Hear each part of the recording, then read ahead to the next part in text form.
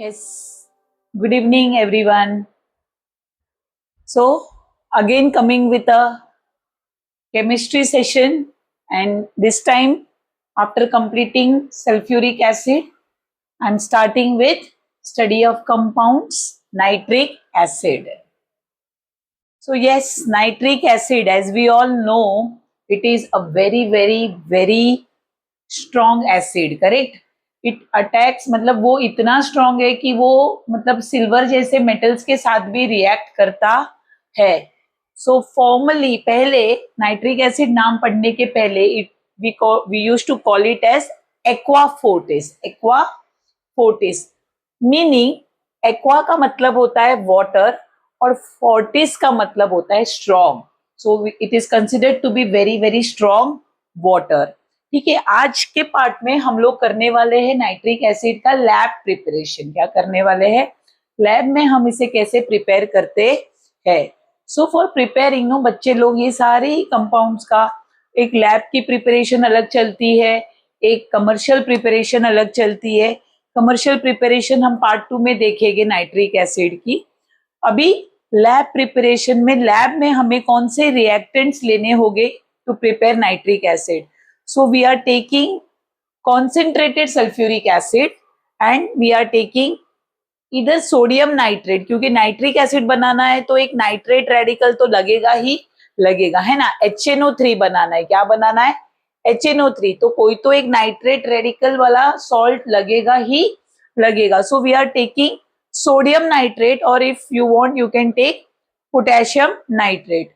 अब जब आप ये सॉल्ट्स लेते हो और कॉन्सेंट्रेटेड सल्फ्यूरिक एसिड लेते हो तो आपका एक टेम्परेचर होना चाहिए हीटिंग का, जो हम मेंटेन करते हैं बिलो 200. ठीक है, अबाउट 200 भी जा सकते हैं, ऐसा नहीं है, बट रेकमेंडेड नहीं है. क्योंकि उसकी वजह एक तो हम जो लैब प्रिपरेशन में जो एपरेटस यूज कर रहे हैं ना बच्चे लोग, it is made up of all glass apparatus. हमने यहाँ पर ना रबर यूज किया है, ना कॉर्क यूज किया है, कुछ भी यूज नहीं किया है. हमने प्योरली पूरा ग्लास का मटेरियल यूज किया है. क्योंकि ना ये जो नाइट्रिक एसिड है ना वो बहुत ज्यादा कोरोसिव है, highly corrosive. Its vapours can even attack rubber and cork. तो इसके लिए नाइट्रिक एसिड प्रिपेयर करते वक्त हमने स्पेसिफिकली ये जो एपरेटस है पूरा ग्लास का बनाया हुआ है. तो अगर हम टेम्परेचर अबाउट 200 लेकर जाते हैं तो चांसेस है कि हमारा ग्लास का एपरेटस को डैमेज हो सकता है. अब कैसे डैमेज हो सकता है कि इस टेम्परेचर पे ना जो इस रिएक्टेंट्स की वजह से जो सॉल्ट बनता है वो सॉल्ट ना इस ग्लास के ऊपर चिपक जाता है, हार्ड क्रस्ट बनता है और उसको निकालने को आसान नहीं है. तो जब हम सोडियम नाइट्रेट या पोटेशियम नाइट्रेट लेते हैं और अगर समझो टेम्परेचर अबाउट 200 रखते हैं तो जो सॉल्ट बनता है उसका नाम है सोडियम सल्फेट या पोटेशियम सल्फेट, जो एक हार्ड क्रस्ट के रूप में थोड़ा सा ग्लास पर चिपक जाता है. और फिर अगर हमने उसको निकाल कर उसको दोबारा यूज करने का, if we try to reuse it is difficult. So there are chances के अबाउट 200 पे द ग्लास एपरेटस में क्रैक और may get damage. Most important why we don't use temperature above 200 is also one of the reason that nitric acid ना थोड़ा सा ज्यादा heat मिलने पर अंदर के अंदर डिकम्पोज हो जाता है. it decomposes into NO2, H2O and even oxygen. तो इसकी वजह से हमारा जो एम है नाइट्रिक एसिड प्रिपेयर करना in the form of acid, ये फिर हो पाता नहीं है. और अगर हमारा काम बिलो 200 होता है तो हमें क्यों इतना फ्यूल वेस्टेज करना है, correct. Why do we need to waste the fuel. तो ये सारे रीजंस है कि हम अबाउट 200 टेम्परेचर प्रिफर नहीं करते.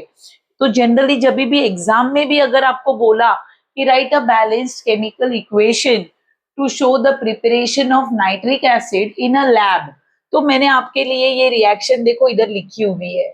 तो ये आपको रिएक्शन लिखनी है, आपको बिलो 200 लिखना है.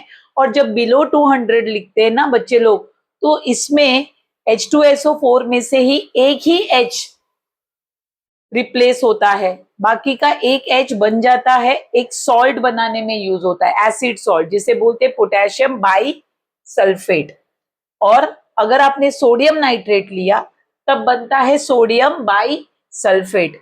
तो ये सॉल्ट जो है ये पार्शियल रिप्लेसमेंट से बनता है, ठीक है, पूरा पूरा H2 यूज नहीं हुआ है इसमें बनने में। एक H इधर गया है तो एक H NO3 के साथ जाकर नाइट्रिक एसिड बनाने में यूज हुआ है। तो बिलो 200 हमें कोई दिक्कत नहीं आती, बिकॉज बिलो 200 जो सॉल्ट बनता है वो चिपकता भी नहीं है। ओके, एपेरेटस को, ग्लास के एपेरेटस को डैमेज होने का भी चांसेस नहीं है। Okay, and of course temperature कम है तो डिकम्पोजिशन ऑफ नाइट्रिक एसिड भी थोड़ा कम होगा, ज्यादा रेट में होगा नहीं। ओके, सो रिएक्टेंट्स हो गए। इस रिएक्टेंट में कई बार ना बच्चे लोग को थोड़ा चाइल्ड सॉल्ट पैटर, ये एक्चुअली नाम है सोडियम नाइट्रेट का ही, इसे लोग चाइल्ड सॉल्ट पैटर कमर्शियली उसको इस तरह से जानते हैं। वैसे ही हमारा जो पोटेशियम नाइट्रेट है उसको नाइटर के नेम से जाना, नाइटर तरीके से भी उसे जाना जाता है।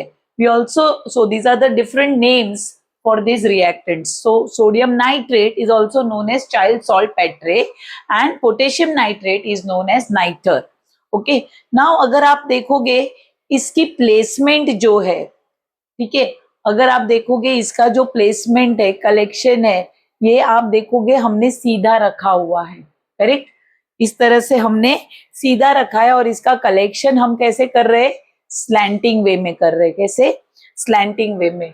तो अगर हमने हीट किया तो यहाँ पर हमने बेसिकली, आप बोलोगे मैम हम हर बार कॉन्सेंट्रेटेड सल्फ्यूरिक एसिड ही क्यों यूज करते हैं, तो इसकी भी वजह है कि जो एसिड हम बच्चे लोग प्रिपेयर कर रहे हैं ना वो वोलाटाइल एसिड है। वोलाटाइल का मतलब मैंने लास्ट क्लास में भी आपको सल्फ्यूरिक एसिड के वक्त भी बताया था, पर जो नए लोग हैं, जो नए जुड़े हैं, उनके लिए मैं दोबारा बताती हूँ कि जो वोलाटाइल एसिड्स होते हैं या जो वोलाटाइल कंपाउंड्स होते हैं उनका बॉइलिंग पॉइंट ना बहुत कम होता है, वो थोड़ा सा हीट करने पर वेपोराइज हो जाते हैं, थोड़ा सा भी हीटिंग पे दे गेट इजीली वेपोराइज। तो नाइट्रिक एसिड एक वोलाटाइल एसिड है। अगर HCl लिया होता कॉन्सेंट्रेटेड, वो भी एक वोलाटाइल एसिड है। तो क्या होता अगर हमने HCl यूज किया है सोडियम नाइट्रेट के ही साथ, समझो, तो हमें नाइट्रिक एसिड मिलेगा जरूर, पर साथ में क्या होगा, HCl के वेपर्स भी उसमें थोड़े से मिक्स होने के चांसेस हो सकते हैं, क्योंकि वो भी इवोपरेट हो जाएंगे, कुछ रिएक्ट होंगे पर कुछ HCl के वेपर्स फट से थोड़े से टेम्परेचर पे इवोपरेट होएंगे और यहाँ पर ये दोनों के वेपर्स ना मिक्स हो जाएंगे। तो हमें नाइट्रिक एसिड को कलेक्ट कर पाना बहुत डिफिकल्ट हो जाएगा, या उसको HCl से अलग कर पाना वेपर से, वो भी बहुत मुश्किल होता है। इसलिए हम एक वोलाटाइल एसिड बनाने के लिए कभी भी वोलाटाइल एसिड का यूज करते नहीं है। हम कौन सा एसिड यूज कर रहे हैं इधर, concentrated sulphuric acid, because it is a non volatile acid. तो ये अपने को रिएक्शन के लिए सोडियम नाइट्रेट से उसका रिएक्शन के लिए हमें टाइम मिल जाता है, वो वेपोराइज होता नहीं है और वो मिक्स नहीं होता। समझ में आ रहा है? अब आप देखोगे हमने इसको कलेक्ट किया है इधर, तो जब ये वेपर्स के फॉर्म में NO2 बनकर इधर आता है तो फिर कंडेंस होता है, HNO3 बनता है। HNO3 को कंडेंस करने के लिए हम ऊपर से ठंडा पानी या टैप वाटर डालते हैं, तो ये टैप वाटर बिल्कुल अंदर नहीं जा रहा है, वो ऐसे नीचे इधर गिर रहा है। इसलिए हमने यहाँ पर मतलब हमारा जगह खराब ना हो, पानी पानी ना हो, तो हमने ये वाला पानी कलेक्ट करने के लिए यहाँ पर एक ट्रफ भी रखा है।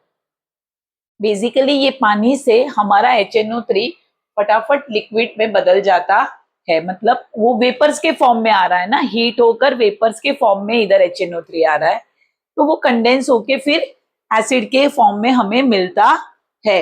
Are you getting? जब ये हम एसिड बना रहे होते बच्चे लोग, तो इसकी कलेक्शन इसी तरह करनी होती है कि हमें इधर से पानी डालना होता है।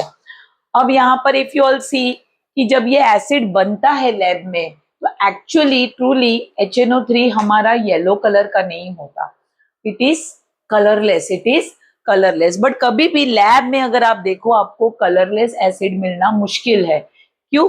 क्योंकि जब ये हमें मिलता है तभी वो गर्म होता है, तभी वो गर्म होता है। तो गर्म होने के वजह से ना बच्चे लोग ये गर्माहट में ही वो क्या होता है, सेल्फ डिकम्पोज हो जाता है, सेल्फ डिकम्पोज हो जाता है, मतलब ये इस तरह से H2O, NO2 और O2 में बदल जाता है। और इसके वजह से इस NO2 का कलर जो है वो है रेडिश ब्राउन, वो है रेडिश ब्राउन। तो ऐसा नहीं है कि पूरा पूरा HNO3 डिकम्पोज होता है, पर कुछ कुछ जो स्टार्टिंग में ऊपर जो आता है वो थोड़ा गर्म होने की वजह से ऊपर ऊपर से डिकम्पोजिशन हो जाती है। अगर समझो आप काउंट करो 100 मॉलिक्यूल है, तो 100 के 100 मॉलिक्यूल्स नहीं होते, क्योंकि कुछ कुछ ठंडे हो जाते हैं, बट जो गर्म होते हैं थोड़े थोड़े वो डिकम्पोज होने को स्टार्ट करते हैं और उसके वजह से थोड़ा फीका येलो कलर, येलो टिंज आता है, ठीक है। बट अगर आपको चाहिए कि नहीं मैम ये येलो टिंज हमें चाहिए नहीं, तो फिर हम क्या करें, तो अगर आपको इस येलो टिंज को निकालना है ना, तो आपको क्या करना होगा, उस इसमें आपको ड्राई एयर या तो कार्बन डाइऑक्साइड को डालना होगा, बबल्स करने होंगे उसके, ताकि क्या हो जाएगा, वो ड्राई एयर या कार्बन डाइऑक्साइड क्या करेगा, उसके अंदर जो डिकम्पोज हुआ NO2 है ना उसको बाहर निकालता है, और बाहर ऊपर तक निकालता है, और ऊपर क्या उसे मिलता है, मॉइस्चर मिलता है वाटर एयर में से, और इसी मॉइस्चर के साथ ये NO2 फिर से ऑक्सीडाइज हो जाता है और फिर सेटल हो जाता है। तो इस तरह से NO2 का HNO3 में बदलना बहुत इंपॉर्टेंट है अगर हमें येलो कलर नहीं चाहिए। तो ये NO2 को भगाने में, नीचे होता है ना NO2 नीचे वाले में, तो नीचे वाले में से NO2 को बाहर निकालने का काम करेगा ड्राई एयर या carbon dioxide. It will expel the NO2 out, and when coming out this NO2 will get further oxidized into nitric acid. Okay, so one way is this bubbling of dry air or carbon dioxide into the jar where we have filled the nitric acid. The next way is very easier way. By addition of excess of water we can do what, अगर हम ज्यादा पानी डाल देंगे तो उस पानी में ये जो डिकम्पोज्ड NO2 है वो रिएक्ट करके क्या बन जाएगा, HNO3। तो कलर पीला है बिकॉज ऑफ दिस, तो इसी को ट्रीट करना है। तो इसके लिए या तो ड्राई एयर डालो, कार्बन डाइऑक्साइड डालो, या आप उसमें एक्सेस पानी डाल दो, तो तब भी आपका ये जो येलो कलर है वो निकल जाएगा। ओके, तो यहाँ पर दो तीन चीजें इंपॉर्टेंट है कि जब एग्जाम में पूछते हैं कि एक तो रिएक्टेंट्स कौन से, कई बार बच्चे सिर्फ सल्फ्यूरिक एसिड लिखते हैं, तो ये गलत है, आपको मेंशन करना पड़ेगा कॉन्सेंट्रेटेड सल्फ्यूरिक एसिड। ओके, फिर आपको दूसरा रिएक्टेंट भी लिखना है, या तो सोडियम नाइट्रेट या तो पोटेशियम, आप इसमें से दोनों में से एक भी लिखोगे तो भी चलेगा, बट इधर please mind it you have to mention concentrated. दूसरा टेम्परेचर मेंशन करना बहुत इंपॉर्टेंट होता है, ठीक है। द मोस्ट इंपॉर्टेंट इज आपको एक गिव रीजन आता है कि भाई हम पूरा का पूरा ग्लास एपरेटस ही क्यों यूज करते हैं, why do we use the entire apparatus which is made up of glass only. So we have to write कि because nitric acid is very very corrosive, highly corrosive, इतना corrosive है कि it will attack even rubber and cork. तो यहां तक भी rubber and cork भी हमने यूज नहीं किया है, हमने ग्लास का स्टॉपर यूज किया हुआ है, ठीक है। फिर आपको बोलेगी कि भाई कॉन्सेंट्रेटेड सल्फ्यूरिक एसिड ही क्यों यूज किया, व्हाई नॉट कॉन्सेंट्रेटेड HCl, क्योंकि उससे भी बनता है। तो सिंपल रीजन है कि nitric acid is volatile and even concentrated HCl is also volatile. So if we use concentrated HCl for preparing concentrated nitric acid, both the vapors will volatilize out simultaneously and they might get mixed. Okay, so we use concentrated sulfuric acid so as to avoid mixing up of the vapors, as concentrated sulfuric acid is non-volatile acid. It is a non-volatile acid. Okay, then the most important कि भाई जो हमें मिलता है, क्योंकि thermal decomposition होने के वजह से हमें कलरलेस नहीं मिलता, हमें थोड़ा सा येलोइश कलर का गैस मिलता है। तो ये येलो कलर को निकालने का तरीका भी मैंने आपको बता दिया।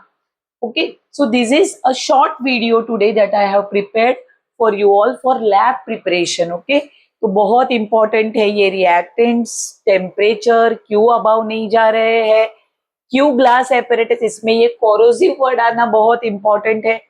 HCl क्यों नहीं यूज कर रहे, H2SO4 ही क्यों यूज कर रहे, येलो कलर आपने कैसे निकाला, ठीक है। अब नेक्स्ट पार्ट में मैं आपको खाली इसका कमर्शियल प्रिपरेशन का एक छोटा वीडियो बनाऊंगी, जिसमें मैं आपको इसका कमर्शियल प्रिपरेशन दिखाऊंगी।